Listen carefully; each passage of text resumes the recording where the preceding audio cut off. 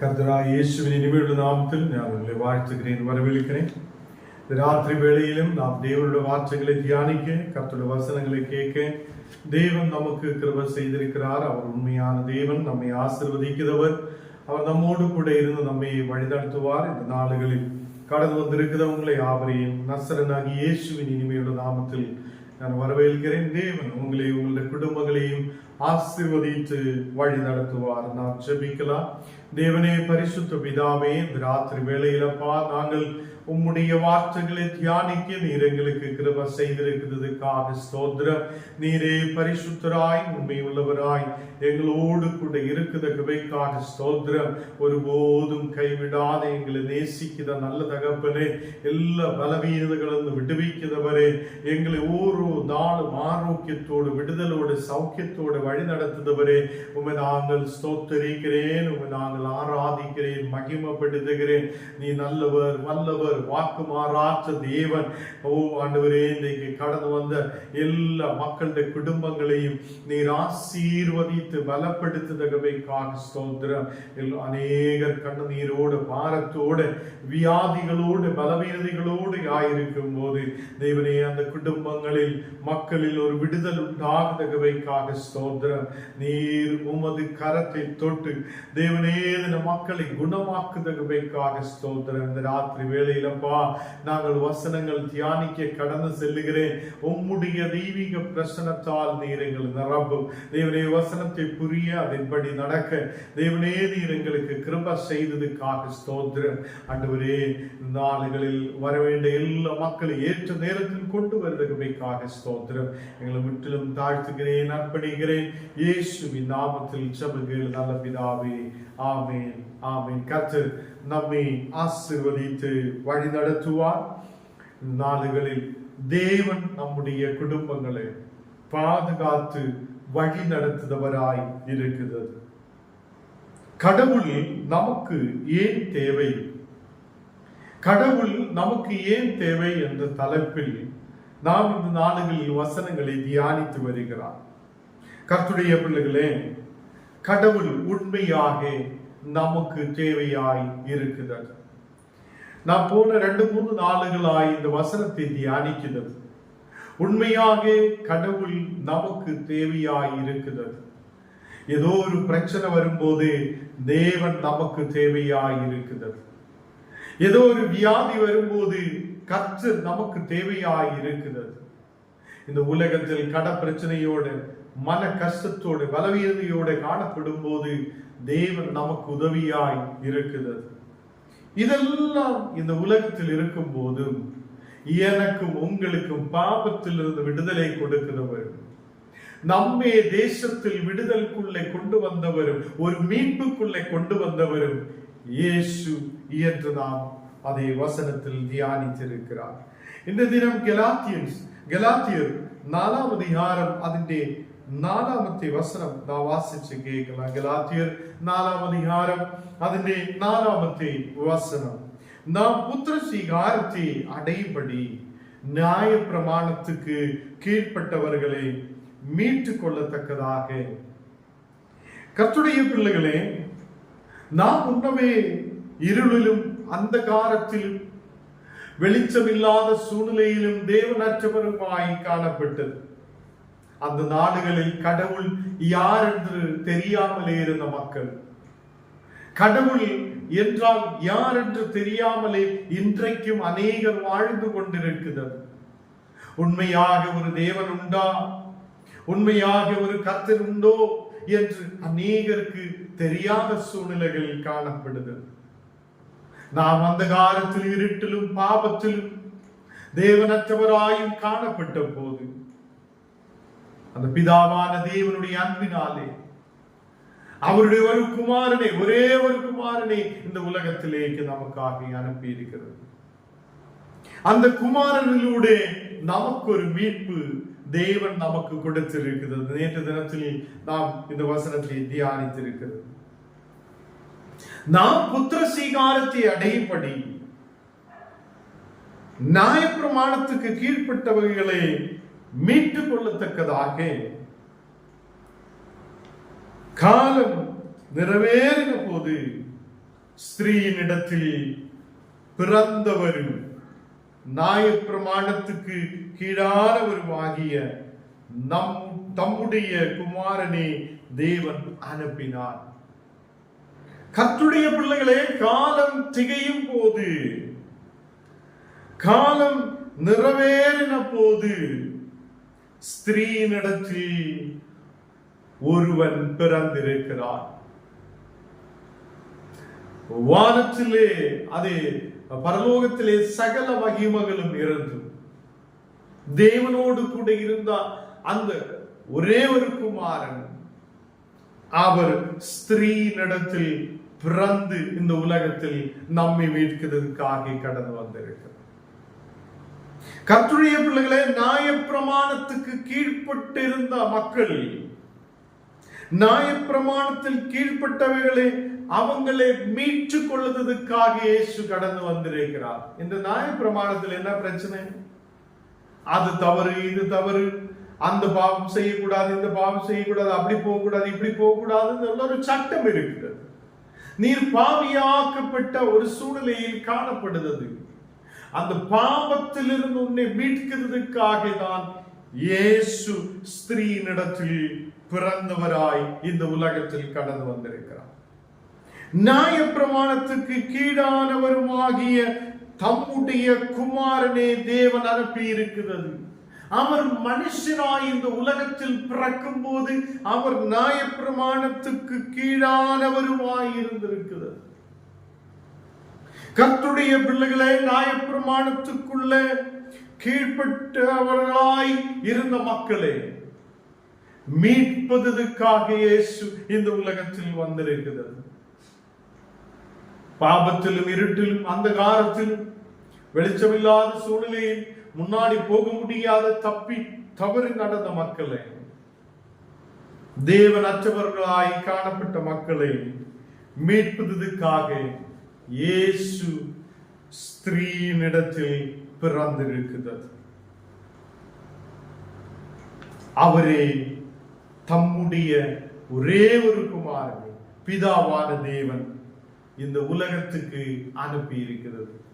அப்போ இந்த தேவனே நமக்கு உண்மையாக தேவையா இல்லையா? அந்த தேவன் ஓரோ மனிதர்களுக்கும் தேவையாய் இருக்கிறது. வேற ஒருவரிடத்தில் நமக்கு ரட்சிக்கப்பட வழி இல்லை, நமக்கு விடுதலை பெற்றுக்கொள்ள வேற வழி இல்லை. நாம் இயேசு கிறிஸ்துவில் விசுவசிக்கிறதிலூட நாம் பிதாவினிடத்தில் கடந்து வர முடியும் என்ற சத்தியத்தை நாம் வேதத்திலிருந்து தியானிக்கிறது.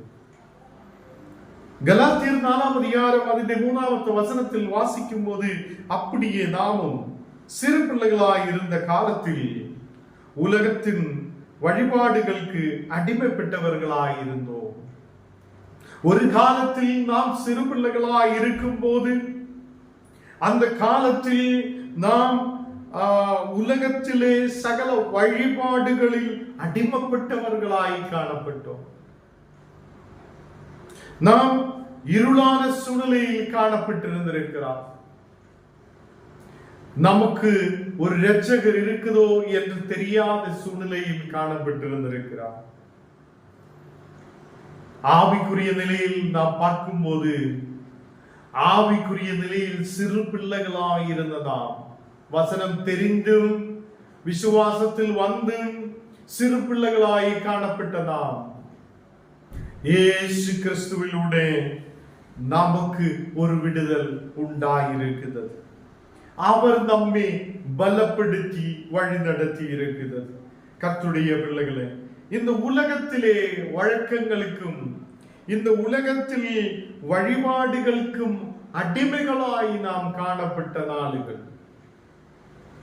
இந்த உலகத்தில் நாம் தேவனிலிருந்து தூரமாய் காணப்பட்ட நாளுகள். அங்கே கர்த்தர் நமக்கு ஒரு விடுதலை அனுப்பி இருக்கிறது. நாம் புத்திர ஸ்வீகாரத்தை அடையும்படி நியாயப்பிரமாணத்துக்கு கீழ்ப்பட்டவைகளை மீட்டுக் கொள்ளத்தக்கதாக இயேசு இந்த உலகத்தில் வந்திருக்கிறது. கர்த்தருடைய பிள்ளைகளே, உன்னுடைய என்னுடைய வாழ்க்கையை பார்த்திருந்தால் நமக்கு இயேசுவிலூடேதான் ஒரு மீட்பை கிடைத்திருக்கிறார் என்று நாம் நம்புகிறது. வேற ஒரு வழியும் இல்லை. நமக்கு விடுதலை பெற்றுக்கொள்ள ஒரு வழி இல்லை. நமக்கு இந்த உலகத்தில் அதே ஒரு மீட்பை கொடுக்க வேற யாருமே இல்லை. ஸ்திரீனிடத்தில் பிறந்தவராய் பரிசுத்தராய் இந்த உலகத்தில் கடந்து வந்த இயேசு கிறிஸ்து மட்டும்தான் நமக்கு விடுதலை கொடுக்கிறவராய் இருக்கிறது. அதனாலதான் நமக்கு கடவுளை தேவையாய் இருக்கிறது. அநேகர் கேட்கும், ஏன்டா காலையில் எழும்பி ஜெபிக்கணும், ஏன் இந்த ஆண்டவரை துதிக்கணும், ஏன் அதிகாலையிலே நாம் சபைக்கு போகணும், ஏன் இதெல்லாம் செய்யணும் என்று அநேகர் நமக்கிட்ட கேள்வி கேட்கும். நீ ஜெபிச்சு ஆராதித்து துதித்துட்டு உனக்கு என்ன பிரயோஜனம் என்று கேட்குதா அநேக மக்கள். அந்த கேள்விகளுக்கு முன்பாக நமக்கு தெரிந்த ஒரு சத்தியம், இந்த உலகத்திலே ஏதோ எண்ணெயோ மாவோ பருப்போ இந்த உலகத்திலே அரிசியோ கிடைக்கிறதுக்காக அல்ல நாம் இயேசுவை நம்பி இருக்கிறது. இந்த உலகத்திலே ஏதோ ஒரு சாப்பாடுக்காக அல்ல நாம் இயேசுவுக்கு பின்னாலே கடந்து வந்திருக்கிறது. நமக்கு உண்மையாக ஒரு விடுதலை இயேசு கொடுத்திருக்கிறது என்று நான் விசுவசிக்கிறது. அதனாலே நான் இயேசுவை பின்பற்றுகிறேன். இந்த கடவுள் எனக்கு தேவையா இருக்கிறது. எதுக்காக? என்னுடைய மீட்புக்காக, என்னுடைய குடும்பத்துடைய மீட்புக்காக. நமக்கு ஒரு விடுதலை தர இந்த உலகத்தில் வேற யாரும் இல்லை என்று தெரிந்து நாம் இயேசுவுக்கு பின்னாலே கடந்து வந்திருக்கிறார். இல்லாத இந்த உலகத்தில் ஏதோ செல்வத்துக்காகையோ பணத்துக்காகையோ இந்த உலகத்தில் ஏதோ பொருள் கிடைக்கும் என்று சொல்லியோ நாம் இயேசுவை தேடி வந்தவர்கள் அல்ல. கர்த்தருடைய பிள்ளைகளே, நாம் தேவனுக்கு முன்பாக கர்த்தருக்கு முன்பாக நம்மை ஒப்பு கொடுத்து, இந்த தேவன் எனக்கு தேவை, அவர் ஸ்திரீனிடத்தில் பிறந்தவர், அவர் நம்மை விடுவிக்கிறதுக்காக அவர் நியாய பிரமாணத்துக்கு கீழானவருமாகி இந்த உலகத்தில் கடந்து வந்திருக்கிறார். தீத்து 2ஆம் அதிகாரம் അതിന്റെ 11ാമത്തെ வசனம் வாசிக்கும் போது, தீத்து 2ஆம் அதிகாரம் അതിന്റെ 11ാമത്തെ வசனம், ஏனெனில் எல்லா மனுஷருக்கும் ரட்சிப்பை அளிக்கத்தக்க தேவன் கிருபையானது பிரசன்னமாகி, எல்லா மனுஷருக்கும் ரட்சிப்பை அளிக்கத்தக்க ஒரு தேவ கிருபை அது பிரசன்னமாயிருக்கிறது. இந்த உலகத்திலே எல்லா மனுஷருக்கும் தேவ கிருபை பிரசன்னமாயிருக்கிறது. அது எதுக்காக? ஒரு ரட்சிப்பை அழிக்கத்தக்கதாக, மனுஷருக்கு ஒரு ரட்சிப்பை அழிக்கத்தக்கதாக தேவ கிருபை பிரசன்னமாயிருக்கிறது.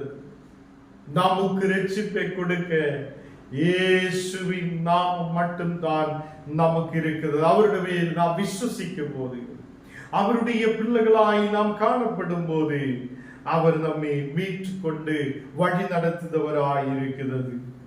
இந்த உலகத்தில் அநேக மனிதர்கள் இருக்கிறது. தேவனுடைய வார்த்தை நாம் வாசிக்கும் போது நமக்கு தெரிந்த விஷயம், இந்த உலகத்திலே சகலருக்குமாக இயேசு சிலுவையில் ஆணிகளால் அறையப்பட்டிருக்கிறார்.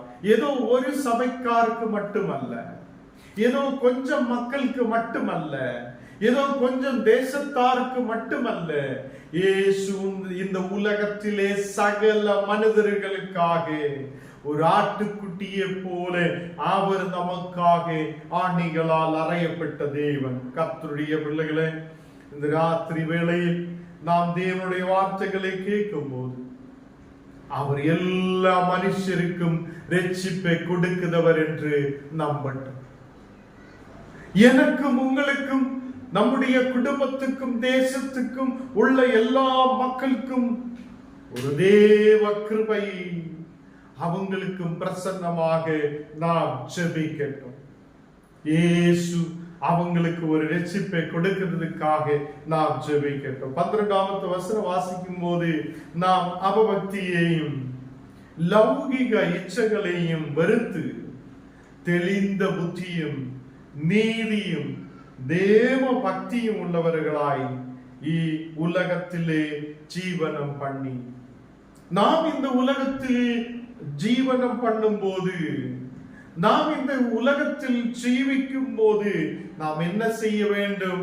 நாம் அபபக்தியையும் லௌகிக இச்சைகளையும் வெறுக்க வேண்டும் என்று தேவன் சொல்லுகிறது.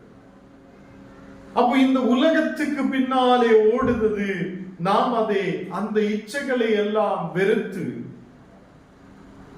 அபபக்தியை விட்டு பக்தி இல்லாத இருக்கிற சூழ்நிலைகளை நாம் வெறுத்து விட்டு தெளிந்த புத்தியுள்ளவங்களாய் நாம் காணப்படணும். அல்லேலூயா. கர்த்தருடைய பிள்ளைகளே, இன்றைக்கு நமக்கு தெளிந்த புத்தி தேவையாயிருக்கிறது. நாம் தெளிந்த புத்தியுள்ள மக்களாய் காணப்படட்டும். சில பேர் காலையில் எழும்பி ஒரு பைபிள் வசனம் அப்படியே தொடர்ந்து பார்த்து, இதுதான் எனக்கு கொடுக்கப்பட்ட வார்த்தை என்று சொல்லி போகுது அநேக மக்கள் உண்டு. கர்த்தருடைய பிள்ளைகளே, சில நேரத்தில் சிலர் அப்படியே உட்கார்ந்து மணிக்கணக்கினாய் ஜெபிக்கிற மக்களும் உண்டு. நமக்கு ஒரு தெளிந்த புத்தி இருக்கணும். நாம் செய்த விஷயம், நாம் ஜெபிக்கிற ஜெபம் கர்த்தர்கிட்ட போகுதா இல்லையா என்று நாம் கவனமாய் கேட்கணும். சில பேர் ஜெபிக்கிறார், ஜெபிச்சு முடிச்சதுக்கு அப்புறம் இது கிடைக்குமா இல்லையா, தேவன் கேட்டா இல்லையா, யாரு கேட்க போகுது என்று சொல்லி போகுது அநேக மக்கள் உண்டு. கர்த்தருடைய பிள்ளைகளே, அந்த மாதிரி இருக்குது அபபக்தியே நம்மில் இருந்து மாற்றட்டும். லௌகிக இச்சைகளை, இந்த உலகத்துடைய இச்சைகளை நாம் நம்மில் இருந்து மாற்றட்டும்.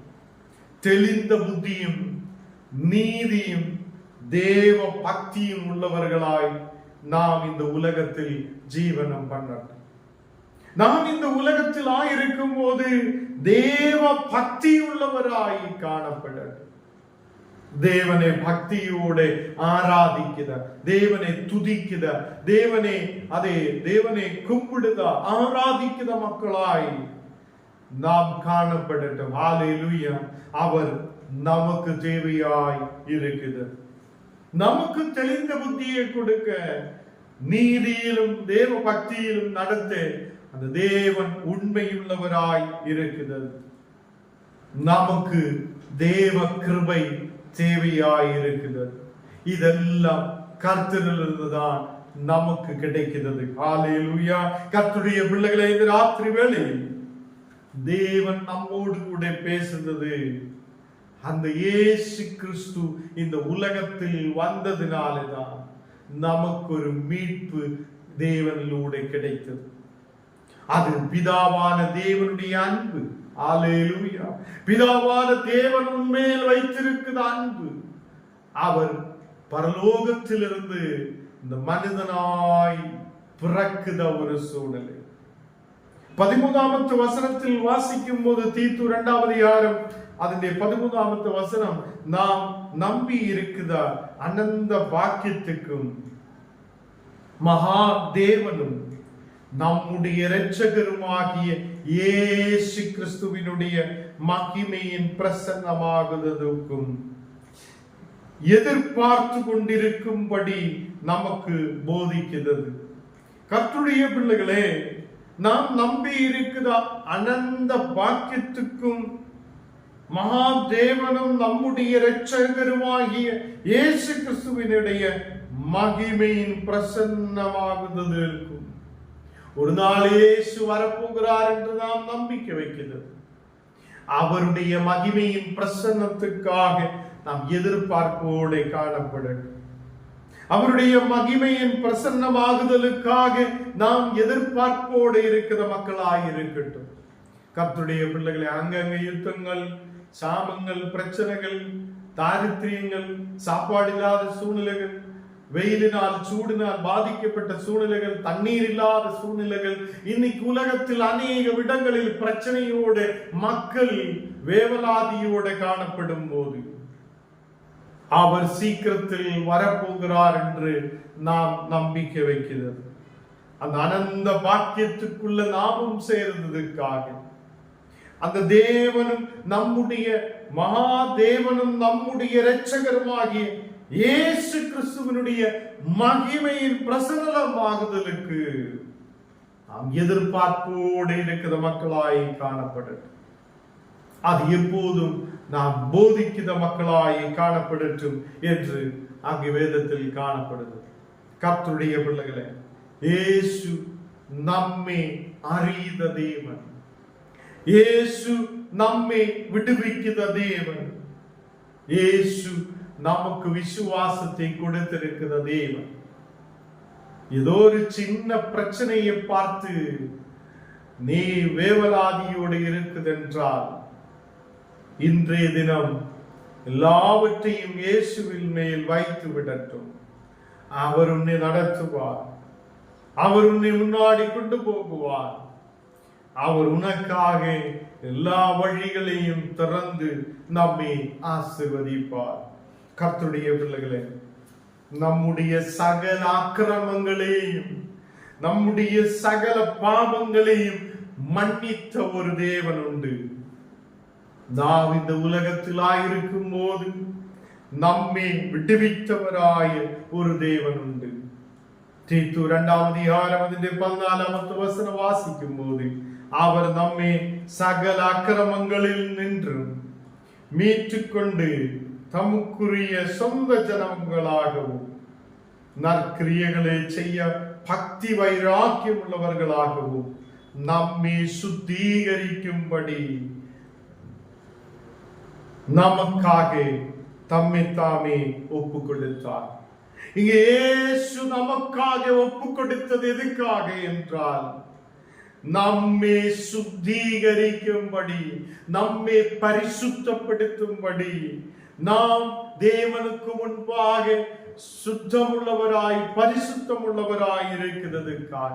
நமக்கு தெரியும், நம்முடைய வீட்டில் ஒரு கிளாஸ் இருக்குது என்றால் அது தண்ணி குடித்ததுக்கு அப்புறம் அதை சுத்தம் பண்ணும், அதை கழுவி சுத்தம் பண்ணும். அப்படி செய்கிறதாம் நம்மை முழுசாக சுத்தம் பண்ணதுக்காக என்ன பண்ண போகிறார்? அதுக்காக தான் நமக்கு தேவன் தேவையாய் இருக்கிறது.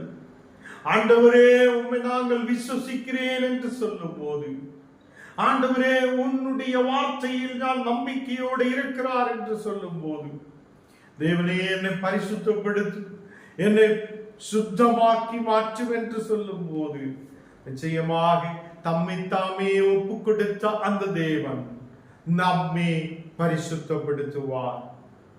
இந்த நாளுகளில் கர்த்தருடைய வார்த்தை சொல்லுகிறது, நம்மை சகல அக்கிரமங்களில் நின்றும் தேவன் மீட்டுக் கொண்டிருக்கிறது. இந்த ராத்திரி வேளையில் யாராவது அக்கிரமங்களுக்குள்ள இருக்குது என்றால், அநேக கண்ணீரான சூழ்நிலைகளில் காணப்படுது என்றால், நீங்க இயேசுவுக்கு நேராய் கடந்து வரட்டும். அவர் உங்களுக்கு மீட்பை கொடுக்கிறவராய் இருக்கிறார். அவர் உங்கள் குடும்பத்துக்கு மீட்பை கொடுக்கிறவராய் இருக்கிறது. ஞான ஸ்நானத்திலூടെ தேவனை ஏற்றுக்கொண்டு அறிக்கையிட்டு தேவனுடைய பிள்ளைகளாய் மாறாற்ற யாரும் தேவனுடைய பக்கத்தில் கடந்து செல்ல முடியாது. கர்த்தருடைய பிள்ளைகளே, இந்த நாளுகள் ஞான ஸ்நானம் எடுத்ததாம், திருவிருது எடுத்ததாம், தேவனுடைய பக்தி வைராக்கியம் உள்ளதாம், ஏன் கீழே விழுந்து விடுகிறார்? நாளுகளில் என்னோடு கூட கர்த்தர் இருக்கிறது. அவர் என்னை நடத்துவார், அவர் என்னை முன்னாடி கொண்டு போகுவார், அவரின் தேவைகளை சந்திப்பார் என்று நான் விசுவசிக்கிறேன்.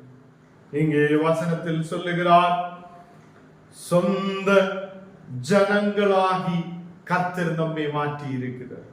நாம் இப்போ அவருடைய சொந்த ஜனங்களாய் மாறி இருக்கிறது. நற்கிரியைகளை செய்த மக்களாய் காணப்படுகிறது. பக்தி வைராக்கியம் உள்ளவர்களாய் நாம் காணப்படுகிறது. ஹல்லேலூயா. கர்த்தருடைய பிள்ளைகளே, நமக்கு தேவன் தேவையாய் இருக்கிறது. தேவன் நம்மையும் நம்முடைய குடும்பத்தையும் விடுவிக்கிறவராய் இருக்கிறது. அவர் நம்மை ஆசீர்வதித்து வழி நடத்துவார். இந்த ராத்திரி வேளையில் நாம் நம்மை தாமே ஒப்பு கொடுக்கலாம், ஜெபிக்கலாம். தேவனே, பரிசுத்த பிதாவே, ராத்திரி வேளையில் அப்பா உம்முடைய வசனங்கள் தியானிக்க நீர் எங்களுக்கு கிருபை செய்தீரே, அதுக்காக நன்றி. ராத்திரி வேளையில் அப்பா எங்களை முற்று உம்முடைய கரத்தில் ஒப்புக் கொடுக்கிறேன். நீர் எங்களை ஆசீர்வதித்து பலப்படுத்து. இன்றைக்கு கடந்து வந்திருக்குதா, கேரளா பகுதியில் வந்திருக்குதா, இந்த மகளுக்காக விசேஷமாய் செபிக்கிறேன். மகள நீர் தொடுதகமைக்காக ஸ்தோத்திரம். வல்லமையால் நிரப்பட்ட, அபிஷேகத்தால் நிரப்பட்ட, தெய்வீக கிருபையால் நிரப்பி ஆசீர்வதியும். வியாதிகள், பலவீனதைகள் இயேசுவின் நாமத்தில் எரிக்கப்படட்டும். அம்மகனுக்காக விசேஷமாய் செபிக்கிறேன். மகனுடைய காதுகளின் மேல் இருக்கிற பலவீனதைகள் இயேசுவின் நாமத்தில் எரிக்கப்படட்டும். சரீரம் பலப்படட்டும். எல்லா வியாதிகள், பலவீனதைகள் இயேசுவின் நாமத்தில் இப்பொழுது விட்டு மாறட்டும். தேவனே, சௌக்கியத்தை கொண்டு நிரப்பும். இந்த ராத்திரி வேளையிலே கர்த்தருடைய கரம் தொடப்படட்டும். எல்லா சாத்தான கிரியைகள் எரிக்கப்படட்டும். பலவீனதைகள் எரிக்கப்படட்டும். இந்த மக்கள் ஆரோக்கியத்தோடு காணப்படுகிற செய்யும். பள்ளிப்பேட்டிலிருந்து கடந்து வந்திருக்கிற அந்த மகளுக்காக ஜெபிக்கிறேன். அந்த மகளை நீர் ஆசீர்வதித்து பலப்படுத்துவதற்காக ஸ்தோத்திரம். விசேஷமாக காந்திக்காக ஜெபிக்கிறேன். இந்த மகனை நீர் தொடு. இந்த மகன் நல்ல சாட்சியுள்ள மகனாய் இருக்க விசுவாசத்தோடு கர்த்தருக்கு ஒப்பு கொடுத்து முன்னாடி கடந்து வர கிருபை செய்யும். அவனை மீட்கிறதுக்காக இயேசு வந்திருக்கிறார் என்று நாங்கள் விசுவசிக்கிறேன். இந்த மகனை நீர் தொடு. ஆசீர்வாதத்தோடு ஆயிருக்க நீர் கிருபை செய்யும். தேவனை ஆராதிக்குதா, துதிக்குதா, தேவனே ஒரு மகனாய் காணப்பட்டது. அக்குடும்பத்தில் அம்மாவுக்காக ஜெபிக்கிறேன். இந்த மகளை விசேஷமாக ஆசீர்வதித்து பலப்படுத்தும். அந்த குடும்பத்திலே சகோதரங்களுக்காக, அவங்களுடைய குடும்பத்துக்காக, பிள்ளைகளுக்காக ஜெபிக்கிறேன். இந்த மக்களை நீர் ஆசீர்வதித்து பலப்படுத்துவதற்காக ஸ்தோத்திரம். அக்குடும்பம் தேசத்தில் ஆசீர்வதிக்கப்படட்டும். தேவனே, கொட்டால பகுதியில் கடந்து வந்திருக்கிறதா சிஸ்டருக்காக ஜெபிக்கிறேன். இந்த மகளை பலப்படுத்து. வாஞ்சையோடு கடந்து வர இந்த மகளுக்கு நீர் கிருபை செய்திருக்கிறதுக்காக ஸ்தோத்திரம். இந்த மக்களுக்கு இருக்கிற எல்லா கட பிரச்சனைகளை இயேசுவின் நாமத்தில் மாற்றி கொடுக்கிறதுக்காக ஸ்தோத்திரம். ஒரு விடுதல் உண்டாகட்டும். தேவனே, குடும்பத்தில் எல்லாரும் ரட்சிக்கப்பட, ஆண்டவர் ஏற்றுக்கொள்ளப்பட, தேவன் உண்மையுள்ளவர் என்று தெரியப்பட நீர் கிருபை செய். இந்த நாளுகளில் இந்த மகளுடைய எல்லா தேவைகள் சந்திக்கப்படட்டும். இன்றைக்கு வர முடியாது இருக்கிற எல்லா மக்களையும் உடைய கரத்தில் ஒப்புக் கொடுக்கிறேன். ஏற்ற நேரத்தில் கடந்து வர இந்த மக்கள் இனியும் வருது நாளுகளில் கடந்து வந்து வசனங்களை கேட்கவே இருக்கிற வசதி இருக்கிற எல்லா தடைகளும் நீர் மாற்றி எங்களை முற்றிலும் தாழ்த்தி ஒப்புக் கொடுக்கிறேன். இயேசுவின் நாமத்தில் ஜெபங்கள் நல்ல பிதாவே, ஆமென். என் ஆத்மாவே கர்த்தரை ஸ்தோத்திரம். என் முழு உள்ளமே பரிசுத்த நாமத்தை ஸ்தோத்திரம். என் ஆத்மாவே கர்த்தரை ஸ்தோத்திரம். கர்த்தர் செய்த சகல உபகாரங்களும் மறவாதே. ஆமென், ஆமென். கர்த்தர் நம்மை ஆசீர்வதித்து வழி நடத்துவார். ஆமென்.